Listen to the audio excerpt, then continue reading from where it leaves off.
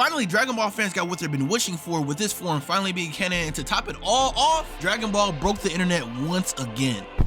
Or did it? Whoa, stop with the angry comments. Let me explain first. See, ever since that episode, which I'll talk about later in this video, every time an anticipated event is going to happen in an anime, the assumption is that it will break the internet. Or anytime something super cool happens in an anime, it quote unquote broke the internet. But what was that episode? What does it mean to break the internet? And then Dragon Ball Daima break the internet over the weekend. In this video, we're gonna talk about all those things, and I'm gonna explain whether or not Dragon Ball Daima truly broke the internet. Okay, but wait, what does breaking the internet actually mean? To explain that, we have to go to the episode that I talked about earlier, the actual episode that broke the internet and coined the term breaking the internet. That was from Dragon Ball. Dragon Ball Super episode 110 is the episode that broke the internet, no questions asked. If anybody says otherwise, they're actually lying. And we can determine how Dragon Ball Super episode 110 broke the internet, we can define the term breaking the internet. And I believe there was 3 key factors to Dragon Ball Super's episode breaking the internet. The first point being anticipation. If you were watching Dragon Ball Super live when episode 110 was coming out, you would know that no one had any clue what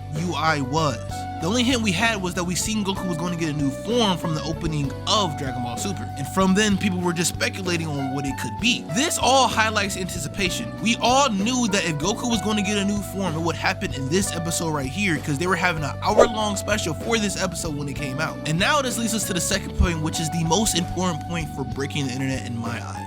And that's the crashing of servers. There's a lot of people who were watching the Ultra Instinct episode at the same time that actually crashed the servers where you were watching it on. I'm talking about you couldn't even watch it on Crunchyroll for long periods of time. Also, huge pirate sites that people were watching the anime on at the time just crashed. You couldn't watch it on those sites. And to me, this is the biggest component to breaking the internet, because if you truly broke the internet, you wouldn't be able to watch the episode. Now, the third point I wanted to call impact, but I think I'm gonna call discourse. Let me explain. I essentially mean the way that people on the internet talks about the activity that broke the internet. Now, Ultra Instinct was different because you had literal news sites covering the topic of how Dragon Ball broke the internet. But more so, not necessarily news sites and just people who don't watch anime talking about it, but just people in the actual community talking about it. So that was the episode that coined the term breaking the internet, and the first anime episode that truly broke the internet, if you ask me. Now, with these rules and parameters established, how did Daima abide by these rules, and did it truly break the internet? But first, what episode am I even talking about? What event in Dragon Ball Daima actually happened to maybe break the internet? Super Saiyan 4.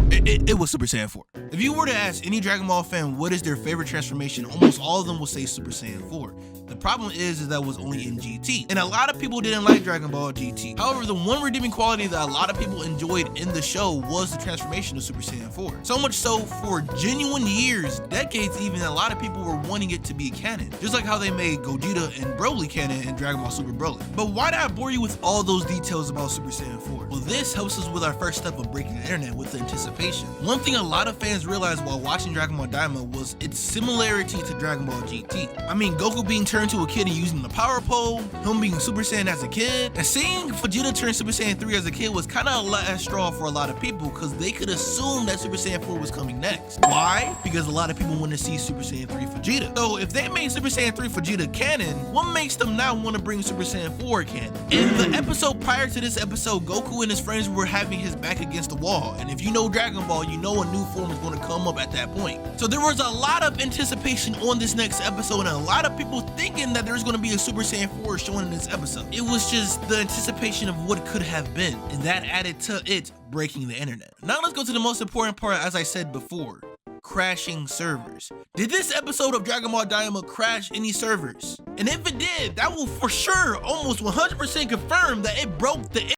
Yeah, it did. I know a lot of people in the Twitter community try to disprove this, saying that it's Crunchyroll, the servers aren't really that good anyway. I want to highlight that with the release of the last 2 episodes of Dragon Ball Daima, the number of people that searched for Crunchyroll jumped substantially. In the month of January, the number of people that searched for Crunchyroll was 5.5 million. But in February alone, it has jumped to 29 million people to search up Crunchyroll. Keep in mind, there's only 2 weeks in February at the time of recording this video. That means only content in the last 2 weeks could have had an impact on this substantial jump. Now, I will admit that Solo Leveling is also going crazy. Solo Leveling in this episode of Dragon Ball Daima has had the highest anime rating for an episode this year. But I will also say, when that episode of Solo Leveling released, it didn't crash Crunchyroll servers. Dragon Ball's episode did. So we had this anticipation for the Super Saiyan 4 form being canon, and we've seen a large number of sites that people watch anime on being crashed with this episode being released. Also seeing a substantial increase of people searching up Crunchyroll just because of these episodes alone. Now let's talk about discourse. As I said earlier, it is unfair to compare UI's episode to any episode when we're talking about discourse. I mean, it was being talked about on the freaking news, let's be honest, that's a little bit unfair. However, in the anime community, I've seen non-stop of people talking about this. The last time I heard people talk about an anime like subject in the anime community across different communities was Gear 5's episode. I mean, I literally could not open up any social media app without getting spoiled on this forum. I couldn't even watch the episode first, which is also why I waited this long for this episode to come out. You guys are welcome. Fun fact, the reason why I even made this episode is because a lot of people in the One Piece communities are saying that this episode did not break the internet.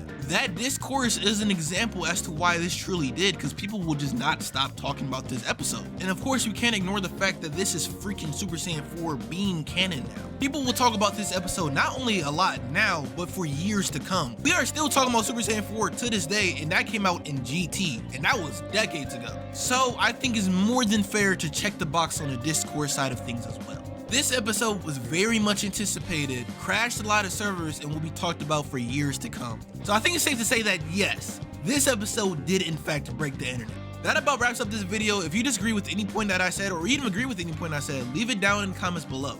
I also talked about how there was another episode that came out this year that's also highly rated. I guess you have to subscribe to hear more about that. Be sure to subscribe. We're making a push to 700 subscribers. Thank you so much for 600 subs. I still haven't got the chance to thank y'all for that. And to be in the loop for all things anime and gaming related, be sure to hit that notification bell and to stay tuned until the next video. Damn. Check me in the right stew with a couple of my mans. Smack the dumb boy in his motherfucking head. Call me Dirty Dan.